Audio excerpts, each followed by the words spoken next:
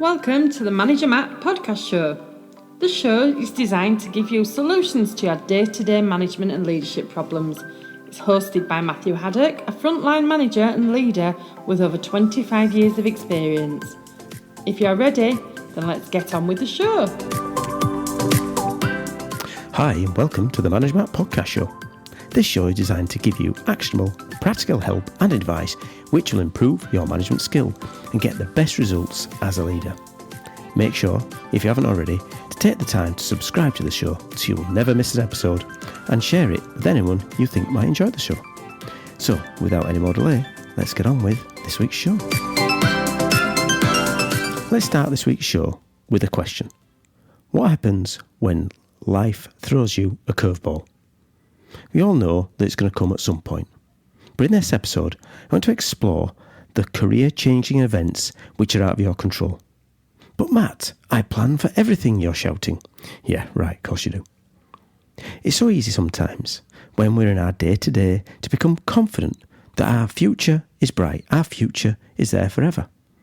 One of the biggest things keeping people in work is the idea of job security. Now, we all know that's changed over the years. It's very unlikely that you are still doing the same job you're doing now than you did when you started working. There may be some who are, but I'm sure there's a lot who aren't. But we are very much creatures of habit. We like to do the same things, and we like to make sure that when we're working, we're doing the same things every day. I mean, sometimes work in that way is very good. We think it's great. But sometimes there's change that comes along. Or at least we think this change is in our control. Now, when people work in an organisation, we don't usually think day by day, will I have a job tomorrow? Unless you've really messed up and you're waiting for that call from HR. But most of us get on with the day-to-day. You have your to-do list, your calendars, and you plough on. You don't think that something is going to go, something is going to change, that curveball is going to fly into your face. But are we being naive? Are we underprepared for what change could happen? The Stoics say that you should start every day with the mantra, this could be my last. They don't want you to be paralysed with fear of dying. That's not the idea of the mantra. The idea is to live each day as if it was the last. Now again, some people take that to the extremes, think that they're going to live off the land, sell all their properties and not plan for the future. It doesn't. It just means that we should be aware that things can change. Now, if I pull this back to a work example, what would happen if you went to work today and was told you were surplus to requirements? You have been displaced, your future was not with the company. What would you do? What should you do? And what should you do today to prepare for that event? Firstly, you're doing a good job, hopefully. And it's a really nice job that you're doing. You're focused, you're on point, you are the best you can be, you're learning from the podcasts. But things can happen. Saying all that positive stuff, things can go wrong. Let's look at it another way, from another lens. If you, even though you're enjoying your job and you're really wanting to go places, but let's just say you got a great offer from another company with a better location, more flexibility, less hours, more money, more holidays, better chance of promotion, better benefits. Would you leave your role? Would you go? I think most of you would say yes. You are as much at work for your needs as the company needs you. And it can be very transactional when you look at it that way. Now, I'm not saying that there is not more to work than the idea of it money and obviously promotion. It does boil down to other factors. There is other factors that gets you up and through that door every day. But we sometimes put too much emotional attachment to the work we're doing, and we sometimes need to balance that with the transaction of what it really is. So back to my scenario. You came to work with your diary full, calls all day, plans to do whatever you had to do, and you get the call by your boss or HR, and you're not needed. Straightforward as that. Transactional as you like. You're not needed anymore. What do? You stood in the car park. You think, well, that's not how I thought today was going to be. The first impact will be very similar to the idea if we lose a loved one. The idea of bereavement, the grief cycle, if you like, by Herbert and Rose. there's this idea of shock, complete and utter shock. First thing you were talking about what you were going to be doing in the next month, the next minute you haven't got a job. Then there's a denial. This isn't happening to me, this can't be my fault. Then the anger comes through. How can they do this to me after all this service? Then you start to bargain, well, maybe if I change a bit, they'll keep me. Then there's that absolute depression. Oh, God, I can't believe it. This is over. What am I going to do? Then there's a bit of reality testing. Okay, it won't be too bad. And of course, at the end, there's an acceptance. We all have to. Now, those don't just come in a nice, organised, right, there's going to be 5 minutes of shock, 10 minutes of denial, an hour of anger, 4 days of bargaining. That's not how it works. These cycles can go back and forth. But in most time and people will go through this kind of grief cycle.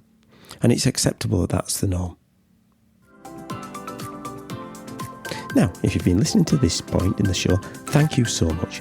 Hope you've learnt a lot. But please, if you can take the time to share this episode with someone who would like it, it really helps the Manager Matt visibility. And it's something that can really drive forward people's learning and their ability to be better managers. And, of course, the big and, it's free. Who doesn't like free?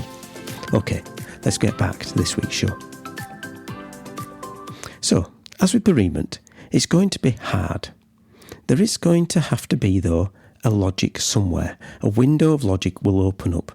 And as leaders, you will need to step back sometimes and start to think about how you can make this transition from where you are to where you go. I know it's easy for me to say this, but to deal with something in a situation like you are, you really need to start looking like you would do if you had a problem at work. You start looking at what's the short-term fixes. What do I need to do straight away to sort things out? What's the medium and long-term that will follow on from there? Now, the short-term, it's the nuts and bolts about the exit itself. The things like, firstly, what are they offering? So yes, what are you worth? What, in regard, is the package that they want you to take to leave their organisation? In the UK, this will be normally talking around what they call a compromise situation or a compromise deal. Now, let me separate this out. If you are going on a behaviour disciplinary situation, then this is not a compromise agreement normally. If you've broken some rules, then it's definitely a different situation than what you're going for. This one is not something that is terminating your appointment straight away. This is a compromise that you are going to get there. So how will you work this out? It's easy in some regard to look at how many years you've worked and how much they owe you and what you paid, how much enhancement they're going to pay, and also asking those questions, is it tax-free? Because a taxman always wants his cut. Secondly, in this first stage is around, what are the timings for you to go? If it's going to be with or without notice, are you going to be going pretty back to work anymore, or is that it? Has it gone?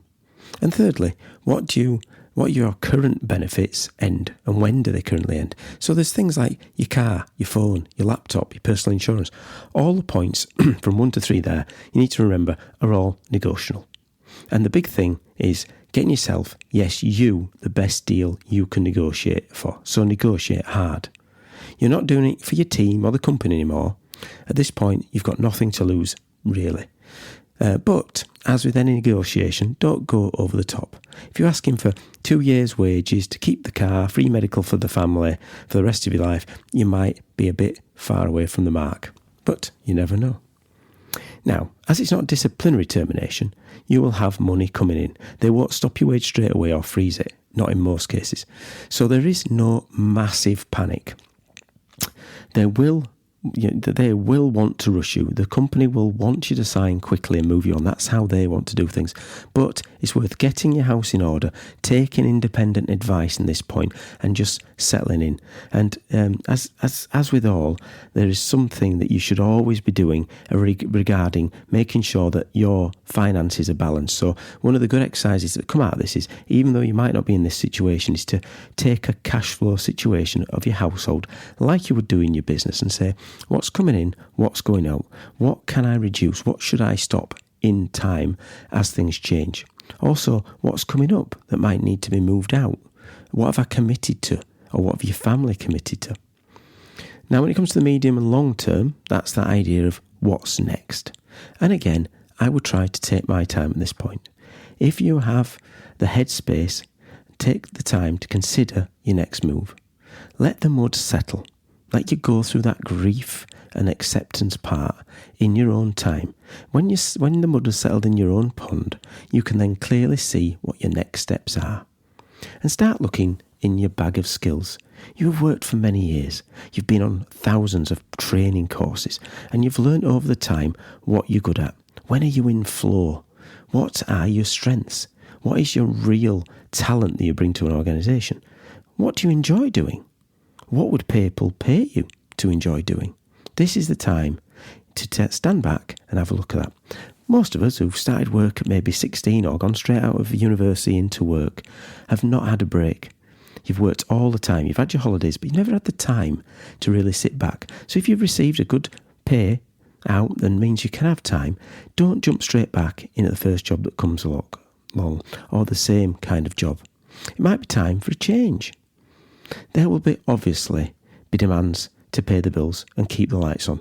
So you may need to look at a bridge job. There's nothing wrong with that. A small job, maybe lower down, that gives you pay for a couple of months till you decide what you're going to do.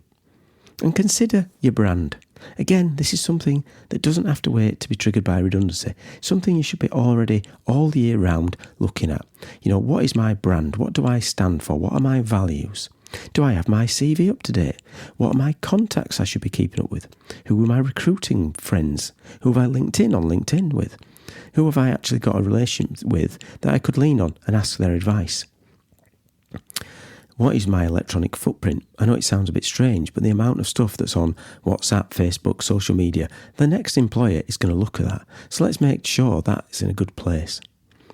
Then it's time to start your search for what your next big thing is going to be. Remember, when things like this happen to you, it's a big thing. It hits you hard and it's gut-wrenching. But you will survive. It will pass. You will be angry. You will be depressed. You will be upset. That's normal. You're human. But in a year's time, you'll be in a better place. And you'll be better prepared for anything else to come your way. And also, don't forget to take the time, talk to your support network and ask for help. This is not something you wanted to happen. This is not something you really saw coming. But if you have prepared and you have a plan, it makes it much more manageable. Well, thanks for listening. And as always, I'm really keen to hear your thoughts on the show, both good, bad or indifference. So please send me feedback, as it's a gift, to managermattpodcast@gmail.com. Answer all the emails myself and would love to engage on new and old topics. And obviously, if you get a chance to pass this on to as many people as you can, please do. Right, well, that's it for Manager Matt this week. Thanks for listening and goodbye. Thank you so much for listening to this Manager Matt podcast. We hope you found it interesting, helpful and actionable. One last thing, please leave a quick review on iTunes or with your podcast provider, as it helps to spread the word of Manager Matt.